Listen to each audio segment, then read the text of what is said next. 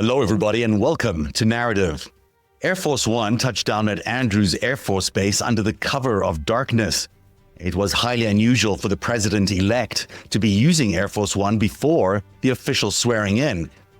But these were not normal times. Just hours earlier, we learned that the inauguration would take place indoors and that the president's motorcade would be equipped with anti-drone technology. When America's leaders gathered inside the Capitol's rotunda rather than outside on the mall, it was very apparent that something very strange was happening. We saw it unfold before our eyes. Tech billionaires assembled in the front row. TikTok's CEO positioned prominently next to Tulsi Gabbard, the nominee for Director of Intelligence. Tonight on Narrative, I'm joined by Dean Blundell.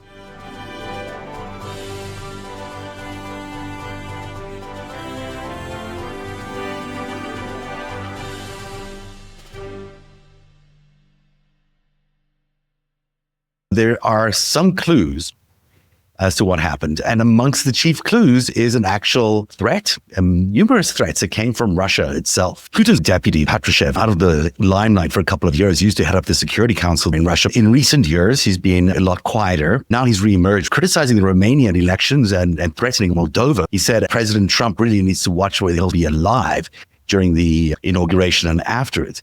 That was a very open, credible threat from the Russian leadership. These guys were best friends the first time around. They were dating, Putin and Trump headed out in Helsinki. They looked like they were having he was like an S&M slave to the guy. What happened now? In the last month or so, there's been attempts at having a negotiation with the Russians in order to do that day one promise that Donald Trump had promised that there would be a deal in Ukraine that Putin would let him do. They couldn't reach a deal because China, with the cooperation of the United States, it seems, squeezed out Russia. It made it impossible for Russia to actually come to terms with the United States in a way that would work for them. And so in an odd, strange way, Trump becomes president because China and the United States collaborate to get rid of Russia. Is that the narrative, or is this just one of the theories going around? Russia's not happy with Trump, not reciprocating Putin's love notes in the news. Trump's not reciprocating. This is a part of the story we're going to talk about today. An openly understood relationship now between the United States and China. That fascinates me. As we look through the wreckage of where we're at geopolitically, you can never trust anybody. World War II, America was like, we really got to go to battle with Russia? We hate Russia. And Russia's like, let's go. They became fast friends until after, when they didn't leave Poland and Churchill lost his mind. Nobody had anything to do with Russia after that. They've been on their own since. I find that narrative of China, the United States squeezing Russia while Russia is sending up these smoke screens with comments from Putin and RT talking about how Trump has to pay them back. We all know Russia was involved. Russia's involved in North America intrinsically. I find that part of this narrative geopolitically. I'll tell you why I think it is the case. Trump has said there is no deal with Putin right now. Putin's not interested in negotiating, but there is no current negotiation going on with Russia about Ukraine. He said it yesterday.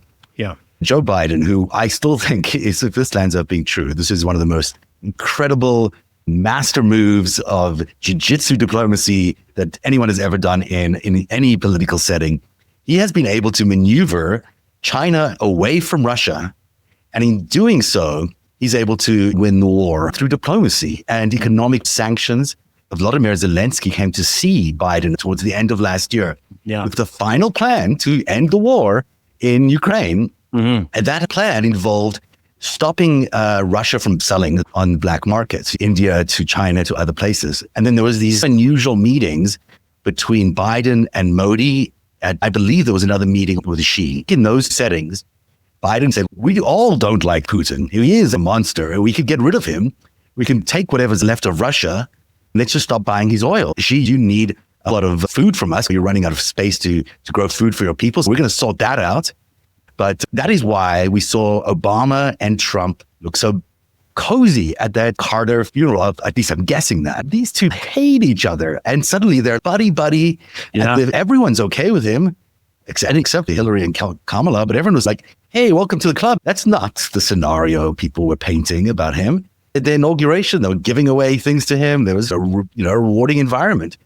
I'm not saying that people love him and accept everybody's policies, but this was a deal.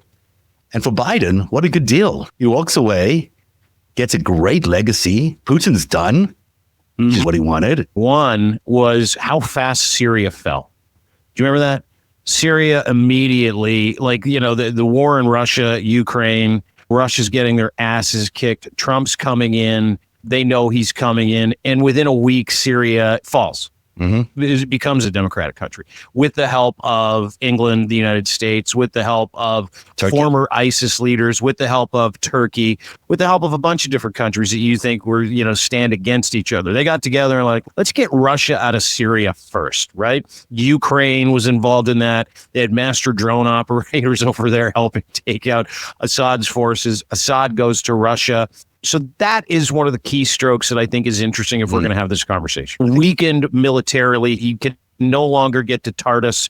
He can no longer put a boat anywhere in the Mediterranean, anywhere in the Middle East. He has to leave in the cover of night. And now he's weakened in Africa, right? So all the natural resources he's been plundering from Africa, gold or silver, whether it be lithium, whatever he needs, nickel, whatever, uranium.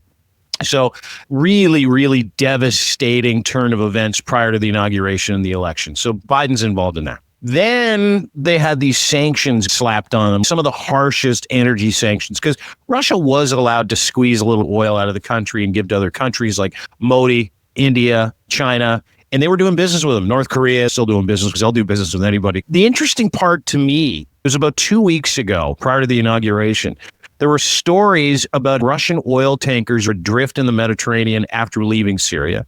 Then stories about China telling 3 Russian oil ships, we can't take your oil anymore. Same thing with Turkey. Deal. That's a huge tell. And we're only privy to the stuff that we read in the news. And of course, they're not going to share that information with anybody. And then, I don't know if you saw this, Inauguration Day, the vice president of China, can't remember the dude's name. He shows up to the inauguration. He's like, how you guys doing? Great to be here. Nice to do business with you.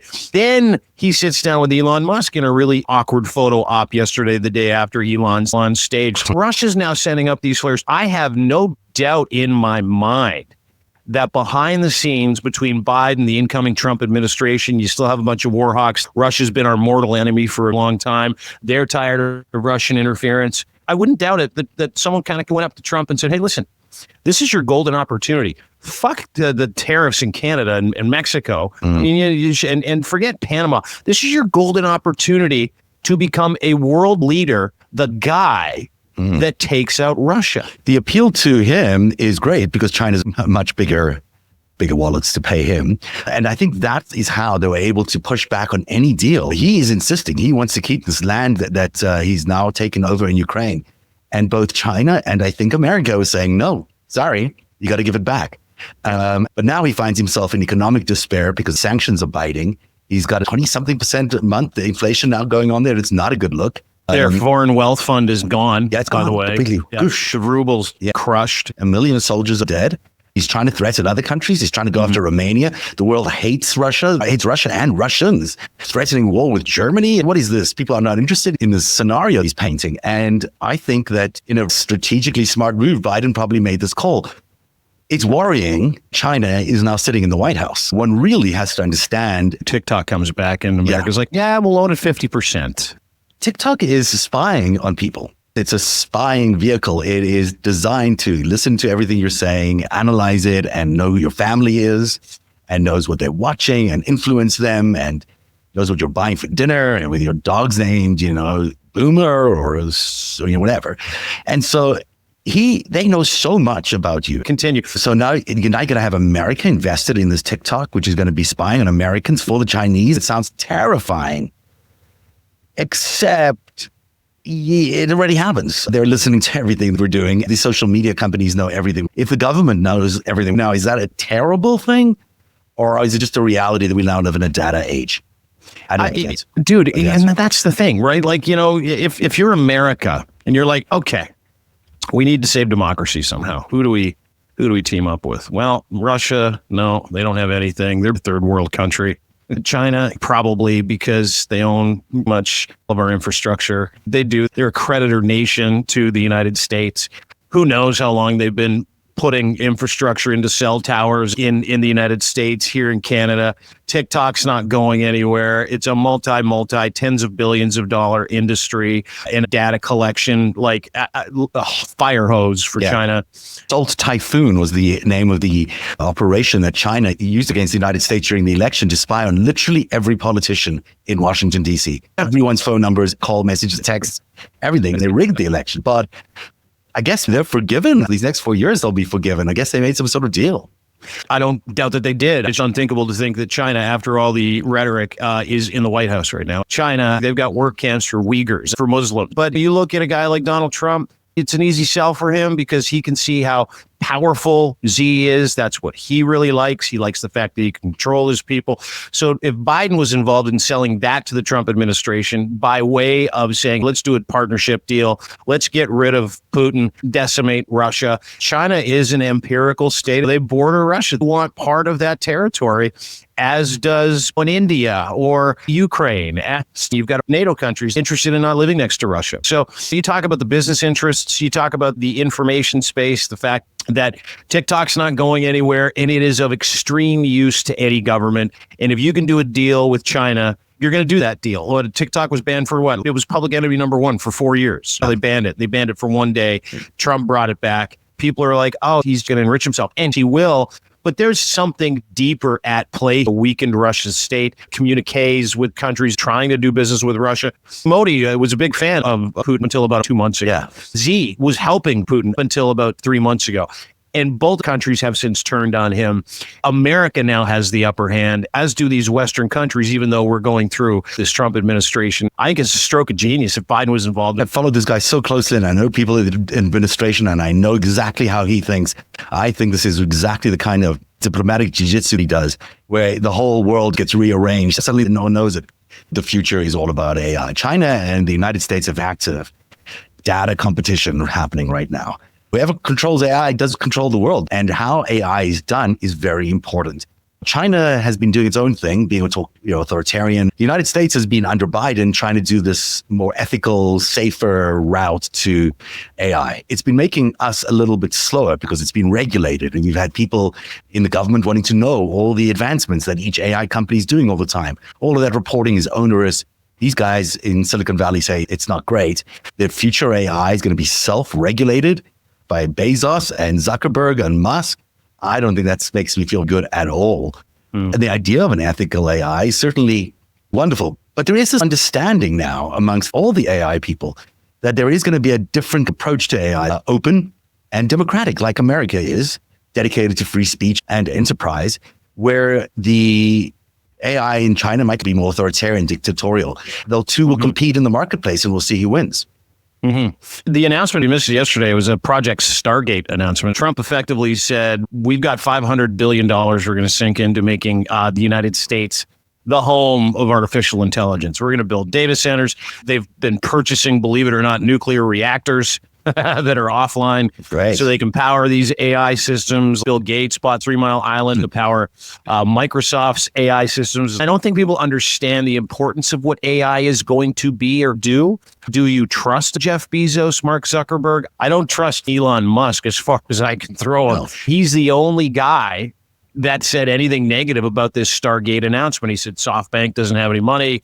They don't have any money. This is never going to happen. I don't think this guy survives. I don't see him surviving because he trolled America into a completely illegitimate election. There's not a lot of people who think he's a good guy. Even Steve Bannon thinks he's an asshole. And the salutes, I don't call it what you will, but it's a stick.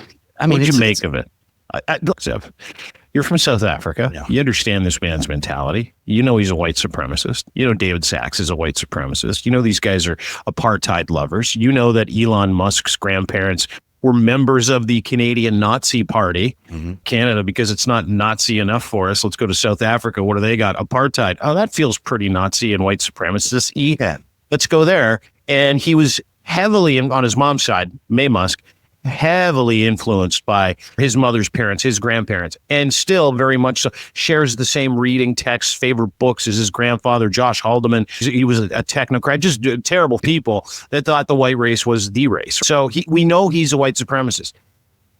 But is there any other way you can explain the salute that he gave on stage after the inauguration, other than a Nazi salute? Romans? I think what it is, it's an attempt to troll America. It's an attempt to consume another 48 hours of social media space about whether this was a Nazi salute or not, and about is he a Nazi or isn't a Nazi. And, he may not be a Nazi because, I don't know, Nazis may mean some one thing to another thing, but I can tell you something. This guy is a product of apartheid South Africa. He is as true a racist as any leader of the apartheid government. He believes what he wants about Jews or thinks white supremacy is the way to go. I don't know. But he certainly the white supremacy thing in an apartheid context, which I grew up in. This is what this guy's all about. This is the family. This is the parents.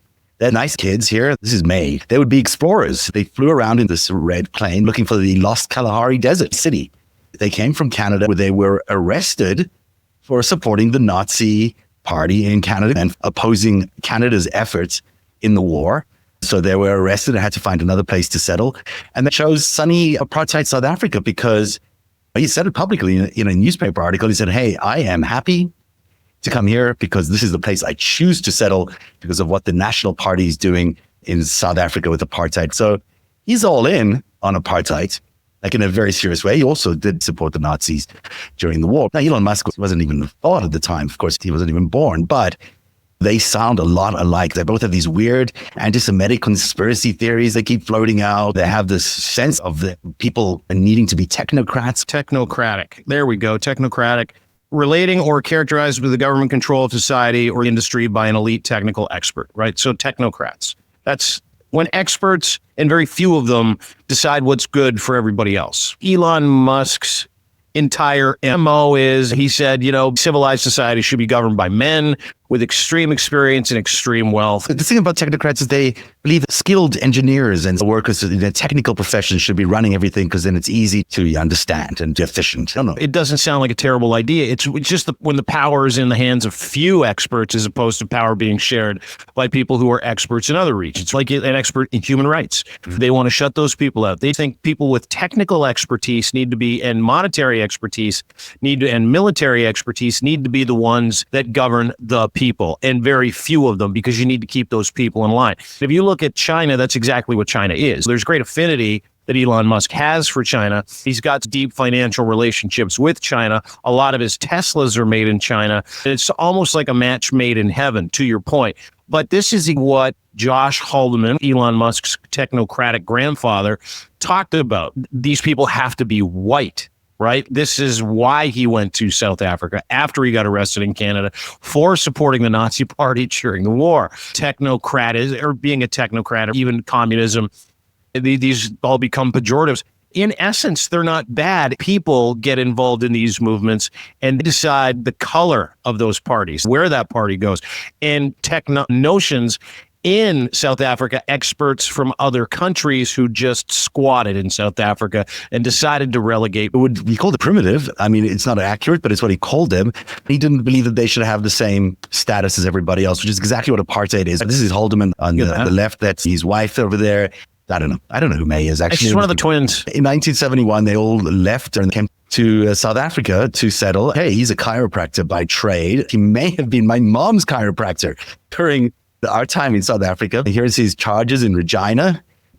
His former chiropractor and head of the Regina branch of Technocracy Incorporated appeared in police court Saturday to answer 2 charges under the Defense of Canada regulations and $1,000 bails.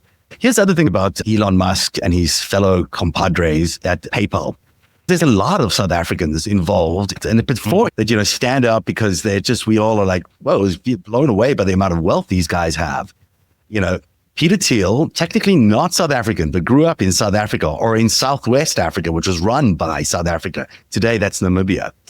David Sachs, born in South Africa, but left for Tennessee in the United States when he was 5, but definitely South African. Elon Musk, which we've spoken about. And then there's Roelof Botha. Roelof Botha is the managing partner, I think, maybe director, of Sequoia, the big Chinese-involved financial investment firm, venture firm, Sequoia Capital. And Sequoia is one of the biggest funders of all of Elon Musk's big companies, everything from SpaceX to the Boring Company, but not Tesla for reasons I'll explain.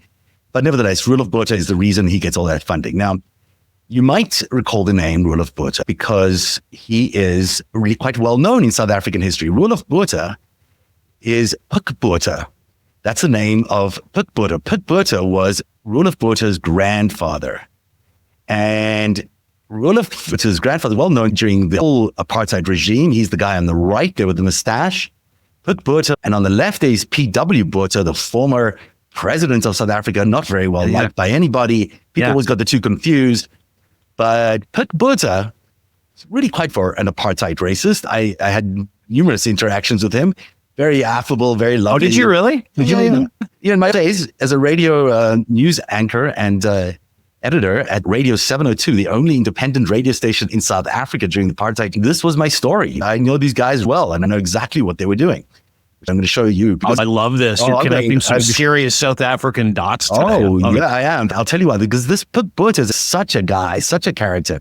Let's go back to the guys from the PayPal, because you got their background, and then I'll fill in exactly what Pik Botha did during his years inside and outside of government. So here's a more detailed look at what all these guys are related to South Africa. So Roelof Botha, we've discussed now, he's the venture capitalist of Sequoia Capital. He has over 1,000 projects in China, including prominent companies like ByteDance, who owns TikTok. Isn't that interesting connecting of a dot there that you can do? So he's massive in China. They've separated the companies to pretend they don't have anything to do with each other, the Chinese company and the American company, but they really still do. I'll show you all he's invested in for Elon Musk. Elon Musk's dad, Errol Musk, was involved in an emerald mine in Zambia. Keep mining mines, it adds up to interesting things later on. Musk made his fortune based on those emeralds that his father gave him. David Sacks, South African, at 5 years old, he moves with his family to Tennessee to live in a South African community. And Tennessee is not exactly a non-racist place. No one chooses Tennessee. And he's a real racist. This is a direct quote from him. I'm not sure if he was referring to this, but he said, "We were kicked out of our homeland. They burned down our temple. So we were scattered to the four corners of the globe, and we had to make new homes." So that's David Sacks, the new cryptocurrency czar in the White House. The platform that's on is his platform. The platform Trump used to launch his $58 billion meme coin was on David Sacks' platform. Therefore, he gets the job as the czar of crypto and Bitcoin in the United States. All make a fortune. All these guys make a fortune. They all hold so much crypto, which is, interesting because crypto is mine. Then there's Peter Thiel. Met him a couple of times. Interesting guy. His ideas on the world are really out there in a way that makes Musk seem sensible. Thiel's connected to South Africa through his father, who was a uranium miner. So they had a big, really well-known mine called Rossing in South Africa. I think it's called Rossing. In Namibia, the mine was a front mining uranium for South Africa's nuclear weapons development. With the help of the Chinese, they set up the uranium mining industry in South Africa. It became the fourth largest uranium mine in the world.